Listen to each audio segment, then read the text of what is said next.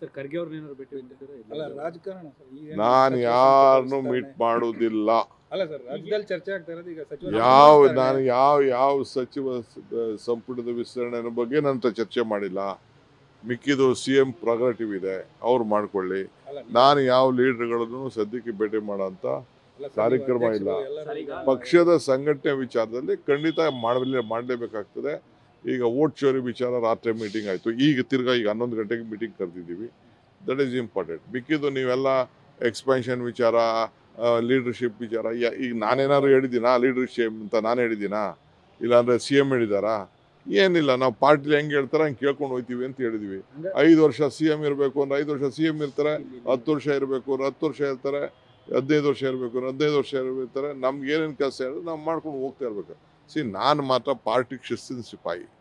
I am telling, ನಾನು party line ಬಿಟ್ಟು ಯಾವತ್ತೂ ನಾನು ಹೋಗುದಿಲ್ಲ.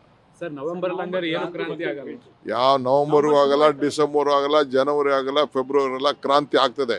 2023ಕ್ಕೆ ಕ್ರಾಂತಿ, 2028ಕ್ಕೆ ಕ್ರಾಂತಿ, 28ಕ್ಕೆ ಕ್ರಾಂತಿ ಆಗ್ತದೆ. ವಾಪಸ್ ಈ ರಾಜ್ಯದಲ್ಲಿ ಕಾಂಗ್ರೆಸ್ ಸರ್ಕಾರ ಬರ್ತದೆ. ಅಲ್ಲ 22, 26, 28 ನವೆಂಬರ್ ಕ್ರಾಂತಿ ಬಗ್ಗೆ ಚರ್ಚೆ.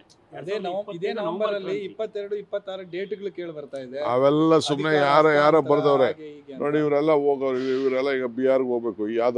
ಯಾದವ್ ಲೀಡರ್ನ ಬಿಹಾರ್ ಕಳಿಸಿತ್ತು, ಈಗ ಅವ್ರು ಬಂದಿದ್ದಾರೆ. ಇವರೆಲ್ಲ ಅವ್ರಿಗೇನೋ ಬೇರೆ ಬೇರೆ ಕೆಲಸ ಕೊಟ್ಟವ್ರು. ಇವ್ರಿಗೆಲ್ಲ ಇವ್ರು ಹೋಗಿ ಪಾರ್ಟಿ ಕೆಲಸ ಮಾಡಬೇಕು. ಅದು ಬಿಟ್ಟರೆ ಯಾವ ಕ್ರಾಂತಿನೂ ಆಗಲ್ಲ. 25ಕ್ಕೂ ಆಗಲ್ಲ, 26ಕ್ಕೂ ಆಗಲ್ಲ, 28ಕ್ಕೆ ಮಾತ್ರ ಗ್ಯಾರಂಟಿ ಆಯ್ತದೆ. ಯಾವ ರೀತಿ ಕ್ರಾಂತಿ? ಕ್ರಾಂತಿ ಅಂದ್ರೆ ವಾಪಸ್ ಈ ರಾಜ್ಯದಲ್ಲಿ ಮತ್ತೆ 2ನೇ ಬಾರಿ ಕಾಂಗ್ರೆಸ್ ಸರ್ಕಾರ ಬರ್ತದೆ.